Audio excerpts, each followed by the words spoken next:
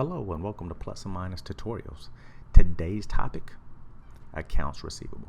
We specifically want to touch on showing you how to set up a customer, quoting that new customer, turning that quote into an order, and ultimately invoicing that order, creating a receivable. Now, for people who aren't familiar with plus and minus, in the upper left hand corner you will see a plus and minus symbol. Beneath that you will see file, and underneath that you will see a navigation toolbar with 20 different tabs. If you hover over each tab, it will show you exactly what it does. But the one we want to concentrate on is the sales doc tab, which is the very first one. Go ahead and click on that. You are now inside the sales doc. You know that you're in the quote function because in the middle of the screen it says quote, and at the very top it says sales doc quote. So if you had a customer and you wanted to quote them, this is exactly where you want to be. But since we want to walk you through the whole process of setting up a customer, let's go to the navigation toolbar, the fifth tab over, and click on that. You are now in the assigned sub. So what this means is if you have a customer that wants, or you have a potential customer, a person that wants to be your customer, you can go ahead and input their name. Since I live in Houston, Texas, I would love for the Houston Texans to be my customer. So let's type them in. Houston, Texans. And to the left of this description field, click on the Show Insert tab. The beauty of this system is you don't manually have to put in the name in a numerical spot. The system will do it for you. It has alphabetically placed the Houston Texans exactly where it needs to be. Go ahead and click Save Sub. This sub has been saved in the system, but it doesn't have any contact information, billing information. So now that's what you want to do. In the upper left hand corner, you'll see a flashlight. This is our locator. Click on that. In the description field, just start typing in Houston Texans, and it'll automatically pop up. Double click that, and in the upper left hand corner you click on the pencil right next to the locator tab. There's an editor tab. Click on that, and you are inside the profile of the Houston Texans. So you want to fill in all the pertinent information, contact information. We're just going to make it up: 555 Houston Texan Boulevard, Houston, Texas 77055. Contact person, let's see, I love J.J. Watts. Love it for him to be my purchasing agent. 555 is his number. Same thing for the fax number, because we don't know it, but we're making it up. Email address jjwatts at gotexans.com. You put in accounting information. The beauty of this is once this is in there, you can email all the invoices to a person, and with the price of stamps, that would be a very good thing.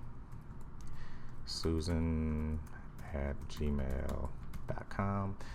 You over here on the right hand side, invoice by via email, via fax, via mail. We're going to click email.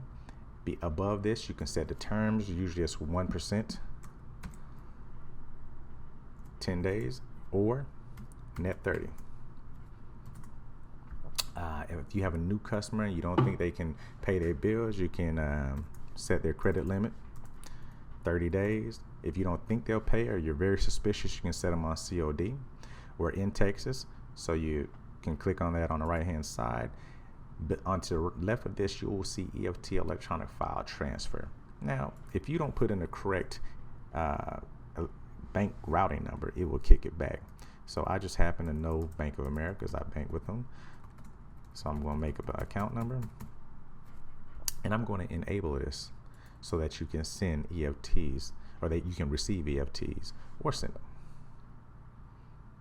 In this case, we will be receiving them because they're our customer. If they want to pay by credit card, this is where you put in their information. Every sales team has salespeople. We have one. Our salesperson is Helen. She is the person who brought this customer to us. She wants to develop them. She will get credit for all sales. So that's where you will put in the salesperson. Click Save. Now you have put in all the pertinent information. You're ready to do a quote for the Houston Texans. The Houston Texans, what could they possibly buy from us? Footballs. Now I already have this item set up in the system. That's a different tutorial. We can go over that later. So we are going to go into the description field, type in footballs, and it'll pop up. They want to order, let's say 500 at a price of $2. Our price tag, we're selling it to them for $5 a piece, and our cost is $2. It will automatically tell you your gross margins based on the price and the cost. Go ahead and save it. You have just finished your quote. Now you want to send it to them. Since you put JJ Watt's email into the system, you can email it to them. You can print it and save it, but ultimately you just want them to get it. So we're going to go ahead and print save. Go ahead and click start, and it's off. Now they've had it for a couple hours, a couple days, whatever the case may be. They come back to you and say, hey, we love that price. Not only we want to buy 500, we want to buy 1,000. So what you want to do is you want to go into the function, the order function, because they just committed to buying 1,000. And you know you're in the order function because it says order here. The beauty of this system is you can go to the locator, type in Houston Texans, pull it up that way. But if you know that, hey, this just happened to be doc 110010, down here in the right hand corner, recent docs, you can go down here, scroll down, click on it, and it'll pull it right back up. Since they said they want to order 1,000, you go in here, you change the order quantity to 1,000, you hit save, and voila, you're done. So at this point, you review it, it's approved, you go in there, file, save, it tells you you're converting a quote to an order, you hit OK. Couple days later, the order is ready to ship, and so your sales manager, your ship manager goes back into the sales doc. They click function, they go to ship, because you want to be in the ship function to ship this out.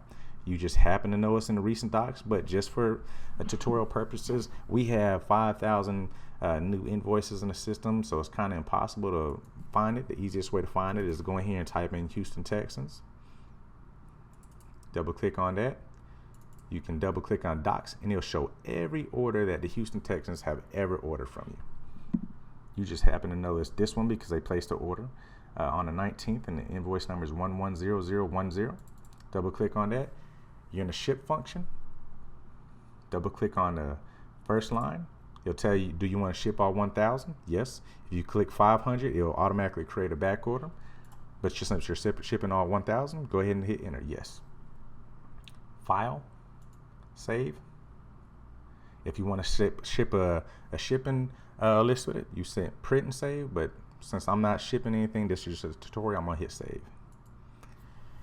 Now, later on that day, the end of the day has come. You want to send all the invoices to your respective customers so you can get paid.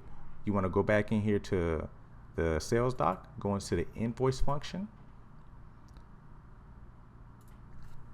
hit the locator, Houston Texans, pops right up. I know now the sub is 5426. I could have typed that in too. I'm going to go to all invoiced items or shipped items.